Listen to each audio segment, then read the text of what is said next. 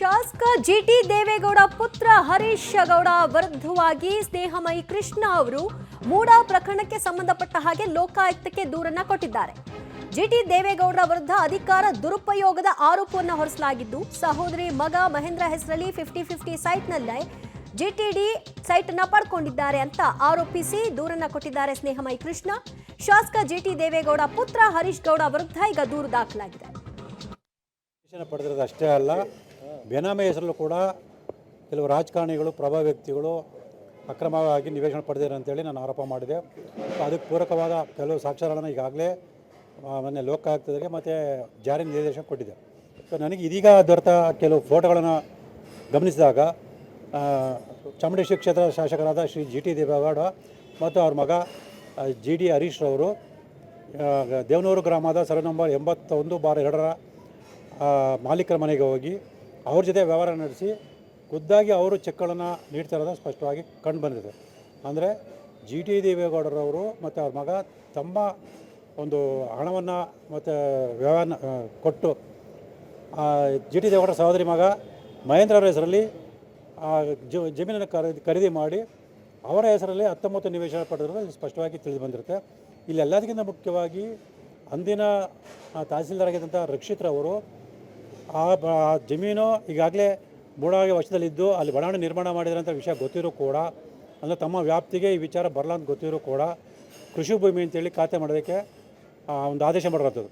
ಅಂದರೆ ಇದೆಲ್ಲ ಗಮನಿಸಿದಾಗ ಜಿಟಿ ದೇವೇಗೌಡರಂಥ ಪ್ರಭಾವ ರಾಜಕಾರಣಿಗಳು ತಮ್ಮ ಅಧಿಕಾರವನ್ನು ದುರ್ಬಳಕೆ ಮಾಡಿಕೊಂಡು ಅಧಿಕಾರಿಗಳ ಮೇಲೆ ತಮ್ಮ ಪ್ರಭಾವವನ್ನು ಬೀರಿ ಬಡಾವಣೆಗಳನ್ನು ಕೃಷಿ ಭೂಮಿ ಅಂತೇಳಿ ಸುಳ್ಳು ದಾಖಲೆಗಳನ್ನು ಸೃಷ್ಟಿ ಮಾಡಿಕೊಂಡು ಆ ಒಂದು ದಾಖಲೆಗಳನ್ನು ಆಧಾರದ ಮೇಲೆ 50-50 ಅನುಪಾತದಲ್ಲಿ ಬೇನಾಮಿ ಹೆಸರಲ್ಲಿ ನಿವೇಶನ ಪಡೆದಿರೋದು ಸ್ಪಷ್ಟವಾಗಿ ತಿಳಿದು ಬಂದಿರುತ್ತೆ. ಸೊ ಇದರ ವಿರುದ್ಧ ಕ್ರಮ ತಗೊಳ್ಳೋದಕ್ಕೆ ನಾನು ಲೋಕಾಯುಕ್ತ ಅಧಿಕಾರಿಗಳಿಗೆ ಮತ್ತು ಜಾರಿ ನಿರ್ದೇಶನ ಅಧಿಕಾರಿಗಳಿಗೆ ನಾನು ಮನವಿ ಪತ್ರವನ್ನು ಕೊಟ್ಟಿದ್ದೀನಿ.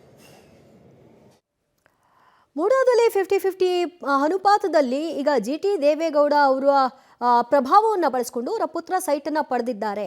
81/2ರಲ್ಲಿ 2.22 ಎಕರೆ ಜಮೀನನ್ನು ಖರೀದಿ ಮಾಡಿದ್ದಾರೆ. ಅದಕ್ಕೆ ಸಂಬಂಧಿತ ಫೋಟೋಗಳನ್ನು ಕೂಡ ನಾನೀಗ ಲೋಕಾಯುಕ್ತ ಅಧಿಕಾರಿಗಳಿಗೆ ಸಲ್ಲಿಕೆ ಮಾಡಿದ್ದೀನಿ ಅಂತ ಸ್ನೇಹಮಯಿ ಕೃಷ್ಣ ಅವರು ಆರೋಪಿಸಿದ್ದಾರೆ. ಈ ಬಗ್ಗೆ ಮತ್ತಷ್ಟು ಮಾಹಿತಿ ಪಡೆಯೋಣ ನಮ್ಮ ಪ್ರತಿನಿಧಿ ಕೆಪಿ ನಾಗರಾಜ್ನಿಂದ. ಕೆಪಿ ನಾಗರಾಜ್, ಈಗ ಲೋಕಾಯುಕ್ತಕ್ಕೆ ಸ್ನೇಹಮಯಿ ಕೃಷ್ಣ ಅವರು ದೂರು ಕೊಟ್ಟಿದ್ದಾರೆ. ದೂರಿನಲ್ಲಿ ಯಾವೆಲ್ಲ ಅಂಶಗಳನ್ನ ಉಲ್ಲೇಖ ಮಾಡಿದ್ದಾರೆ, ಯಾವ ರೀತಿ ಫ್ರಾಡ್ ಆಗಿದೆ ಅಂತ ಅವ್ರು ಹೇಳ್ತಾ ಇದ್ದಾರೆ? ಈಗ ಶಾಸಕ ಜಿಟಿ ದೇವೇಗೌಡರು ಜೊತೆಗೆ ಜಿಟಿ ದೇವೇಗೌಡರ ಪುತ್ರ ಇಬ್ಬರ ವಿರುದ್ಧವೂ ಕೂಡ ಲೋಕಾಯುಕ್ತಕ್ಕೆ ಸ್ನೇಹಮಯಿ ಕೃಷ್ಣ ಅವರು ದೂರನ್ನ ಕೊಟ್ಟಿರುವಂತದ್ದು. ಅಂದ್ರೆ ಒಂದು ಸರ್ವೆ ನಮ್ಮ ಮೈಸೂರಿನ ಸರ್ವೆ ನಂಬರ್ 1ರಲ್ಲಿ 2.22 ಎಕರೆ ಜಮೀನಿಗೆ ಸಂಬಂಧಪಟ್ಟಂತೆ ಅವರು ಈ ಹಿಂದೆ ರೈತರು ಪರಿಹಾರವನ್ನ ತೆಗೆದುಕೊಂಡಿದ್ರು. ಪರಿಹಾರ ತೆಗೆದುಕೊಂಡ ನಂತರದಲ್ಲೂ ಕೂಡ ಆ ಜಮೀನನ್ನ ಖರೀದಿ ಮಾಡಿರುವ ರೀತಿಯಲ್ಲಿ ದಾಖಲಾತಿಗಳನ್ನ ಸೃಷ್ಟಿ ಮಾಡಿಕೊಂಡು ಇವರು ಅದರ ಪರಿಹಾರವನ್ನ ಒಟ್ಟು ಪರಿಹಾರ ರೂಪವಾಗಿ 50-50 ಅನುಪಾತದಲ್ಲಿ ಒಟ್ಟು 19 ನಿವೇಶನಗಳನ್ನ ಪಡೆದಿದ್ದಾರೆ ಅನ್ನುವಂತಹದ್ದು ಅವರ ಪ್ರಮುಖವಾದಂತಹ ಆರೋಪ. ಜೊತೆಗೆ ಅವರ ಬಾಮೈದನ ಮೂಲಕವಾಗಿಯೂ ಕೂಡ ಕೆಲವೊಂದಿಷ್ಟು ಜಮೀನನ್ನ ಕೂಡ ರಿಜಿಸ್ಟರ್ ಮಾಡ್ಕೊಂಡಿದ್ದಾರೆ. ಅವರ ಬಾಮೈದ ಮತ್ತು ಕೆಲವೊಂದಿಷ್ಟು ಸಂಬಂಧಿಕರನ್ನ ಬೇನಾಮಿಯಾಗಿ ಬಳಸ್ಕೊಂಡಿದ್ದಾರೆ ಎನ್ನುವಂತಹದ್ದು ಸ್ನೇಹಮಯಿ ಕೃಷ್ಣ ಅವರ ದೂರಿನಲ್ಲಿರುವಂತಹ ಆರೋಪ. ಹೀಗಾಗಿ ಲೋಕಾಯುಕ್ತಕ್ಕೆ ಜೊತೆಗೆ ಇಡಿಗೆ ಇಬ್ಬರಿಗೂ ಕೂಡ ಅವರು ಈ ಒಂದು ದೂರನ್ನ ಕೊಟ್ಟಿರುವಂತಹದ್ದು.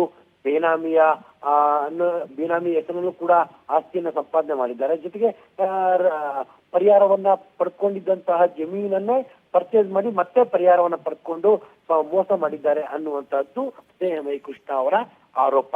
ದಿವ್ಯಾ, ಓಕೆ, ಬರೀ ಹರೀಶ್ ಗೌಡ ವಿರುದ್ಧವಾಗಿ ದೂರು ಕೊಟ್ಟಿದ್ದಾರಾ ಅಥವಾ ಜಿಟಿಡಿ ಮತ್ತು ಅವರ ಸಂಬಂಧಿ ಒಬ್ಬರ ಹೆಸರು ಹೇಳ್ತಿದ್ದಾರೆ, ಸೊ ಅವರ ಹೆಸರು ಸೇರಿಸಿದ್ದಾರಾ ಆರೋಪಿತ ಸ್ಥಾನದಲ್ಲಿ?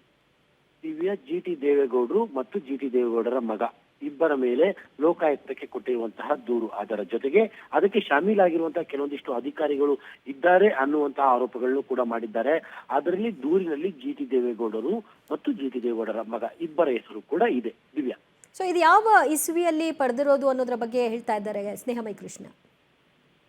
ಪ್ರಮುಖವಾಗಿ ದಿವ್ಯಾ, ಇಡೀ ಪ್ರಕರಣಕ್ಕೆ ಸಂಬಂಧಪಟ್ಟಂತೆ ಏನು 50-50 ಅನುಪಾತದ ವಿಚಾರದಲ್ಲಿ ಇದು ಈ ಹಿಂದೆಯೂ ಕೂಡ ಬಂದಿತ್ತು. ಈ ಹಿಂದೆಯೂ ಕೂಡ ಜಿಟಿ ದೇವೇಗೌಡರು ತಮ್ಮ ಸಂಬಂಧಿಕರ ಮೂಲಕವಾಗಿ ಕೆಲವೊಂದಿಷ್ಟು ಆಸ್ತಿಗಳನ್ನ ಸಂಪಾದನೆ ಮಾಡಿದ್ದಾರೆ ಅನ್ನುವಂತಹ ಆರೋಪಗಳನ್ನು ಕೂಡ ಈ ಹಿಂದೆಯೂ ಕೂಡ ಮಾಡಿದ್ರು. ಅಂದ್ರೆ ಈ 2019ರಲ್ಲಿ ಈ ಜಮೀನನ್ನ ಖರೀದಿಯಾಗಿರುವಂತಹದ್ದು. ಅಂದ್ರೆ ರೈತರ ಬಳಿಯಲ್ಲಿ. ಹಾಗಾಗಿ ಕೆಲವೊಂದಿಷ್ಟು ರೈತರ ಬಳಿಯಲ್ಲಿ ಅವರು ಮಾತುಕತೆಯನ್ನು ನಡೆಸ್ತಾ ಇರುವಂತಹ ಫೋಟೋಗಳನ್ನು ಕೂಡ ಅವರೀಗ ರಿಲೀಸ್ ಮಾಡಿರುವಂತಹದ್ದು. ಇವರು ಕೇಳ್ತಾ ಇರುವಂತಹ ಪ್ರಕಾರವಾಗಿ ಪರಿಹಾರವನ್ನ ತೆಗೆದುಕೊಂಡಂತ ಜಮೀನನ್ನ ಮತ್ತೆ ಹೆಂಗೆ ಇವರು ಅದನ್ನ ಖರೀದಿ ಮಾಡೋದಕ್ಕೆ ಬರುತ್ತೆ? ಒಂದು ವೇಳೆ ಒಂದು ಬಾರಿ ಪರಿಹಾರ ಪಡೆದ ತಕ್ಷಣದಲ್ಲಿ ಅದಕ್ಕೆ ಇದು ಮುಗಿದೋಯ್ತು, ಆ ನಂತರದಲ್ಲೂ ಕೂಡ ಇವರು ಅದನ್ನ ಪರ್ಚೇಸ್ ಮಾಡಿದೀವಿ ಅಂತ ಹೇಳ್ತಾ ಇರುವಂತದ್ದೇ ತಪ್ಪು.